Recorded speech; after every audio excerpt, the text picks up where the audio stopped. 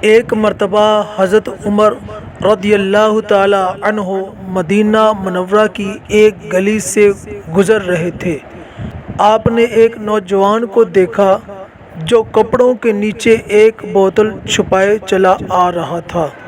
آپ نے پوچھا، اے جوان، اس بوتل میں کیا ہے؟ جوان بہت شرمندہ ہوا کہ میں کیسے کہوں کہ اس بوتل میں شراب ہے۔ اس وقت اس نوجوان نے دل ہی دل میں اللہ سے دعا مانگی، اے اللہ، مجھے حضرت عمر رضی اللہ عنہ کے سامنے شرمندگی سے بچا، میں پھر کبھی شراب نہیں پیوں گا۔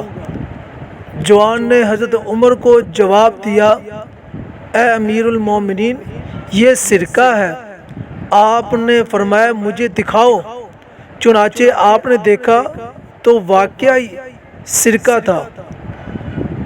دوستان محترم، مقام غور ہے کہ ایک بندے نے بندے کے ڈر سے خلوص دل سے توبہ کی تو اللہ نے اس کی شراب کو سرکہ میں تبدیل کر دیا۔